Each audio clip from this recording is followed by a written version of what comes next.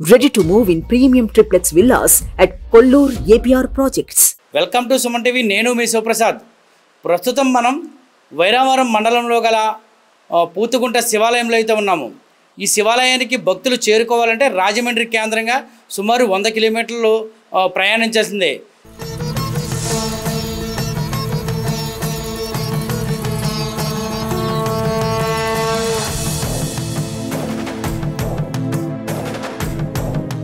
ఈ ఆలయం విశిష్టత ఏంటంటే ప్రతి ఏడాది కూడా స్వామివారు ఇక్కడున్న పూతిగుంట ఉబ్బలింగేశ్వర స్వామివారు ప్రతి ఏడాది కూడా తన రూపాన్ని మరింత పెంచుకుంటూనే ఉంటున్నారు. అంటే ఆ శివలింగం రోజు రోజుకి కూడా పెరుగుతూనే ఉందని, కోరిన కోరికలు తీర్చే ఉబ్బలింగేశ్వర స్వామిగా చుట్టుపక్కల ప్రాంతాల ప్రజలకు ఎన్నో పూజలు అందుకుంటున్న ఈ పరమశివుడు చాలా విశిష్టత కలిగింది. చరిత్ర తెలుసుకుంటే ఈ పూతిగుంట గ్రామానికి చెందిన కలిమెల బొర్రయ్య అనే ఒక రైతు తన పొలం పక్కనే ఉన్న తన పొలంలో వ్యవసాయం చేసుకునే సమయంలో ఒక అడవి పంది నిత్యం కూడా తన పొలాన్ని పాడు చేస్తూ, అలా పాడు చేసిన అడవి పంది ఈ ఆలయంలో ఉన్న ఈ పరమశివుడిని రాల్చుకుంటూ బురదను విదిల్చుకుంటూ ఇక్కడి నుంచి అయితే వెళ్ళేది. అయితే ఆ తరుణంలో ఒకరోజు కలలో ఆ రైతుకి స్వామి పరమశివుడు కనిపించి, నన్ను ఒక అడవి పంది నీ పొలాన్ని నాశనం చేస్తూ నన్ను అపవిత్రం చేస్తుంది కనుక నేను చెప్పినట్టుగా నా పక్కన వెల్లంబులను తయారు చేసి పెడితే ఆ అడవి పంది బాధ నీకు ఉండదని చెప్పడంతో దీనికి ఒక్కసారిగా ఉలిక్కిపడిన ఆ రైతు అయితే ఉదయం లేచి చూసేసరికి ఆ స్వామివారి పక్కన ఇక్కడ ఉన్న రాయి పక్కన అయితే ఆ వెల్లంబు ఉండడం చూశాడు. అయితే ఆ అడవి పంది ఎప్పుడు మాదిరిగానే ఆ రైతు పొలాన్ని పాడు చేసి స్వామివారి శివలింగాన్ని తాకుతూ వెళ్ళి ఆ వెల్లంబు తగిలిన కారణంగా ఈ పక్కనే ఉన్న కొండ ప్రాంతంలో అయితే ఈ వెల్లంబు తగిలి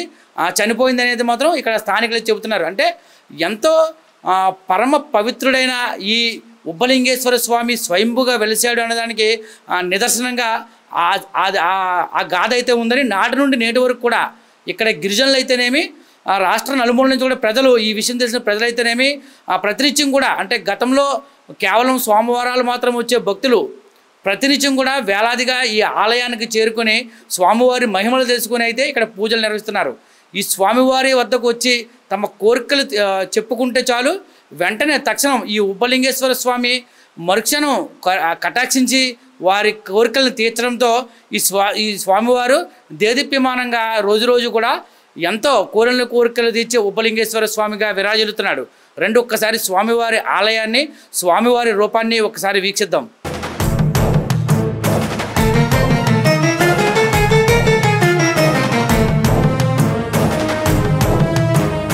స్వామివారు అయితే మాత్రం ఒక నల్లని రాయిని పోలి స్వామివారు స్పష్టంగా శివలింగ రూపంలో అయితే ఉన్నారు. ఇక్కడ ఉన్న స్వామివారు ప్రతి ఏడాదికి కూడా ఒక అంగుళం సైజులో పెరుగుతూ అయితే మాత్రం స్వామివారు రోజుకి కూడా ఉబ్బలింగేశ్వర స్వామి పెరుగుతూనే ఉన్నారు. ఎంతో కన్నుల విందుగా కనిపించే ఈ స్వామివారు మహిమలు అయితే మాత్రం చాలామంది స్వామివారి కోరిన కోరికలు తీర్చడంతో అనేక మంది భక్తులు అయితే మాత్రం వేలాదిగా తండోపతండాలుగా ఈ స్వామివారిని దర్శించుకుంటూ ఉంటారు. స్వామివారి భాగంలో మరికొన్ని శివలింగాలు అయితే మాత్రం ఇక్కడ ఉన్నాయి. ఈ శివలింగాలను అయితే మాత్రం తీసి పైన పెడదామనే ప్రయత్నం చేసే తరుణంలో అయితే అక్కడ భక్తులకి కూడా కళ్ళలో కనిపించి ఆ శివలింగాలను అక్కడే ఉంచి పూజలు చేయాలి తప్పించి దాన్ని కదపవద్దని చెప్పి స్వామివారు ఆజ్ఞాపించడంతో ఈ స్వామివారికి అక్కడే ఉండి ఆ మిగతా శివలింగాలను పూజలు చేస్తున్న పరిస్థితి. అంటే గతంలో ఈ శివలింగం చాలా చిన్నగా ఉన్నప్పుడు ఈ గది అంతా కూడా చాలా చిన్నగా ఉండేది. అయితే స్వామివారు పెరగడంతో ప్రదక్షిణలు చేయడానికి వీలు కాకపోవడంతో కమిటీ ఆధ్వర్యంలో స్థానికులు అయితే మాత్రం శివలింగానికి కొద్దిగా ఆ పాత ఏదైతే శివలింగం చుట్టూ కట్టిన పాత గోడలు తొలగించి మళ్ళా దీన్ని అయితే పునర్నిర్మాణం చేయడం జరిగింది. అంటే స్వామివారి చుట్టూ ప్రదక్షిణలు చేయాలనే ఉద్దేశంతో అయితే ఈ కమిటీ వారు స్వామివారికి చుట్టూ కూడా ఒక విశాలమైన గదినైతే ఏర్పాటు చేశారు. ఎంతో మహత్యమైన స్వామివారి మహిమలు అంతా ఇంత కాదని కోరిన కోరికలు తీర్చడంతో పాటు స్వామివారు భక్తుల పాలిట కొంగు బంగారంగా వెలుస్తారని చెప్తున్నారు. ఎందుకంటే ఈ పక్కనే ఉన్న ఈ పూతిగుంట జలాశయంలో అయితే స్వామివారిని దర్శించుకోవడానికి వేలాది మంది భక్తులు వచ్చి ఎన్నో సుదూర ప్రాంతాల నుంచి ఈ మంచినీరు అయితే మాత్రం ఎన్నో కొండలను తాకుతూ దివ్య ఔషధాలుగా ఈ నీరు తయారవడంతో పాటు ఇక్కడికి వచ్చిన భక్తులు అందులో స్నానాలు చేసి ఇక్కడ స్వామివారిని దర్శించుకుంటే వాళ్ళ పాపాలు పోవడంతో పాటు వాళ్ళకున్న సర్వరోగాలు కూడా నయమవుతాయనేది నానుడి. ఈ విషయం తెలుసుకున్న భక్తులైతే వేలాదిగా ఈ పూతిగుంట శివాలయాన్ని దర్శించుకొని పునీతులవుతున్నారు. ఎంతో మహత్యం కలిగిన శివాలయాలు అల్లూరు జిల్లాలోని ఏజెన్సీ ప్రాంతంలో, ముఖ్యంగా ఏజెన్సీ ప్రాంతంలో అనేకం ఉన్నాయి.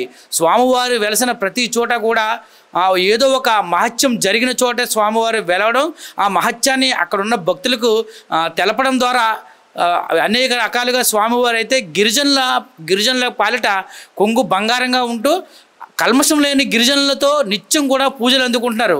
అంతేకాకుండా ఈ శివాలయం ఉన్న విశిష్టత ఏంటంటే, శివాలయానికి మనుషులు దేవతలు పూజలు చేశారని విన్నాం, కానీ ఇవి నాగుపాములు విష సర్పాలు కూడా ఈ స్వామివారిని గతంలో నిత్యం పూజించేవని, స్వామివారికి అభిషేకాలు చేసేవని అయితే ఇక్కడ నానుడు. అంటే గత శివరాత్రి కాలంలో కూడా 2 సంవత్సరాల శివరాత్రి కాలంలో కూడా స్వామివారి ఆ దర్శనానికి నాగులు వచ్చి స్వామివారిని పూజించి వెళ్ళాయనేది ఇక్కడ నానుడి. అంటే పూర్వీకులు చెబుతున్న ప్రకారం కూడా గతంలో ఇటుపక్క తామంతా వచ్చేవాళ్ళం కాదని, ఎందుకంటే ఎప్పుడు కూడా స్వామివారిని సర్పాలు పూజిస్తూ ఉండేవని, అందుకనే మేము రావడానికి భయపడేవాళ్ళని. కాలక్రమేణా నరులు ఎక్కువగా నడవడం వల్ల సర్పాలు అయితే కొంత మాయమయ్యాయని, ఎప్పుడు కూడా నిత్యం కూడా సర్పాలు స్వామివారిని పూజిస్తూనే ఉండేయనేది అయితే మాత్రం ఇక్కడ స్థానికులు చెబుతున్న విషయం. సర్పాలు పూజించిన ఆ శివాలయాన్ని దర్శిస్తే చాలు సర్వ దోషాలు కూడా, నాగదోషాలు కూడా తొలగిపోతాయని, కోర్టు వ్యవహారాల్లో కూడా వారందరూ కూడా కోర్టు వ్యవహారాల్లో విముక్తి పొందుతారని అయితే మాత్రం ఇక్కడ చెప్తున్నారు. ఇప్పటికే స్వామివారి మహిమ తెలిసిన భక్తులు చాలామంది కూడా ఈ ఆలయానికి చేరుకొని స్వామివారికి అభిషేకాలు ఉత్తరేణితో కొంచెం నీళ్లు స్వామివారితో పోస్తే చాలు ఉబ్బలింగేశ్వర స్వామిగా గరళకంఠుడు ఎంతో ఆనందం పొంది వారికి వరాలు ఇస్తారనేది మాత్రం ఇక్కడ స్థానికులు చెబుతున్నారు. ఎన్నో వేల సంవత్సరాల చరిత్ర కలిగిన ఈ ఆలయాన్ని దర్శిస్తే వారి జన్మలో దోషాలు లేకుండా కష్టాలు తొలగిపోయి అష్టైశ్వర్యాలతో వారి జీవనం కొనసాగుతుందనేది మాత్రం ఇక్కడ స్థానికులు చెబుతున్నారు. అలాగే భక్తులు కూడా ఇక్కడికి వస్తున్న భక్తులను కూడా చూసి మనం ఆ విషయాన్ని తెలుసుకోవచ్చు. నిత్యం సర్పాల పూజలు అందుకున్న ఈ ఉబ్బలింగేశ్వర స్వామి నేడు పాలకుల నిర్లక్ష్యం కారణంగా అయితే ఎంతో మహిమాన్వితమైన ఈ ఆలయం అభివృద్ధికి నోచుకోలేదు. స్వామివారి సాక్ష్యాలు, స్వామివారి గురించి తెలుసుకున్న భక్తులే ఈ ఆలయానికి చేరుకుంటున్నారు తప్ప స్వామివారి మహత్యం ఇంకాస్త ప్రభుత్వాలు పట్టించుకొని, ప్రభుత్వ అధికారులు కానీ పాలకులు కానీ పట్టించుకొని స్వామివారి మహత్యాన్ని మరింత చాటి చెప్తే వేలాదిగా భక్తులు స్వామివారిని దర్శించుకోవడంతో పాటు వారి కష్టాలు తొలగించుకునేలా చర్యలు చేపట్టాలని అయితే ఇక్కడ స్థానికులు కోరుతున్నారు.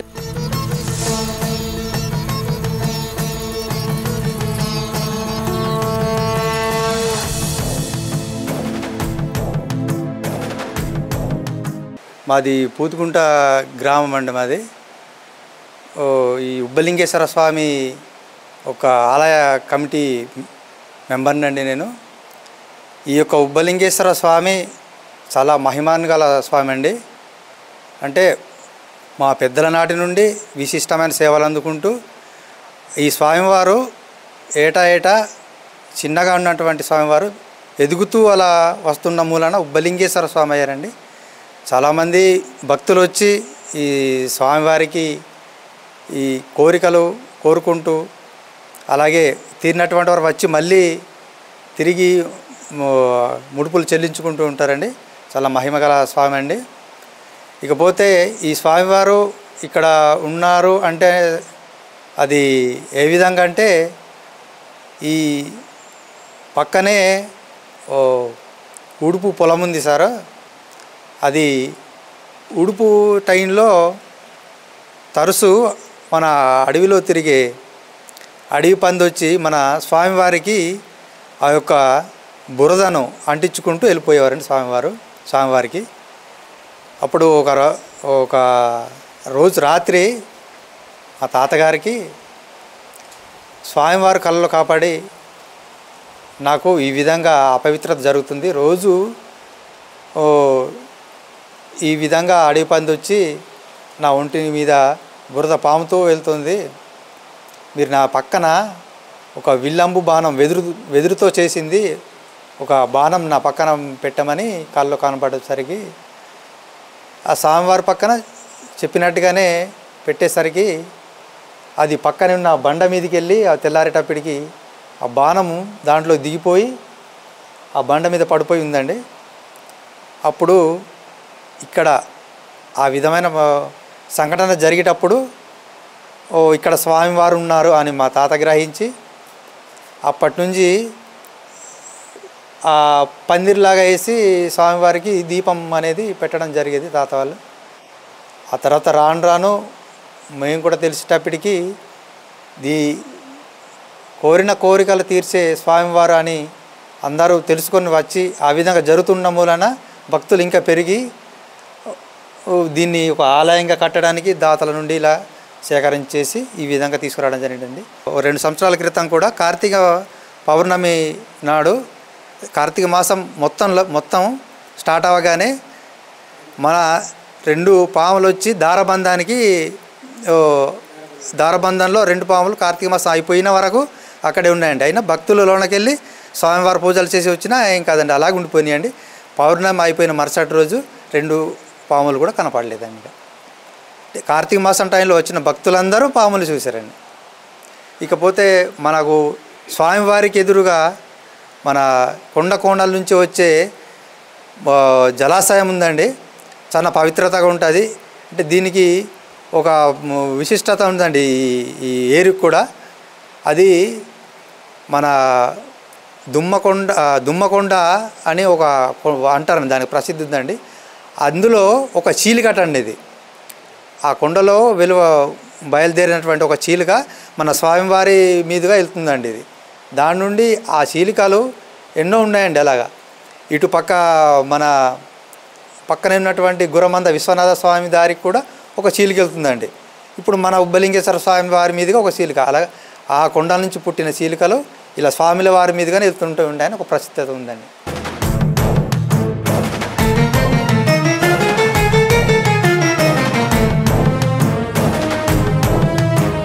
కోరికలు తీర్చే ఉబ్బలింగేశ్వర స్వామి ఆలయం అటు ఆధ్యాత్మికంగాను ఇటు పర్యాటకంగాను ఎంతో అభివృద్ధి చెందిన ప్రాంతం. ఎందుకంటే ఈ ప్రాంతంలో ఉబ్బలింగేశ్వర స్వామి కోరిన కోరికలు తీర్చే మహాశివుడిగా భక్తుల పాలిట పూజలు అందుకుంటున్న నేపథ్యంలో అయితే ఆలయానికి కోతవేడు దూరంలో స్వామివారికి కోతవేడు దూరంలో అయితే పూతుకుంట జలపాతం అనే ఒక ప్రాంతం అయితే ఇక్కడ ఉంది. ఈ జలపాతం ఎంతో సుందరవనంగా పాలవలే నొరగలతో ఎంతో ఆధ్యాత్మికంగాను ఎంతో ఆహ్లాదకరంగానైతే ఈ వాతావరణం ఎంతో బాగా అందంగా కనిపిస్తుంది.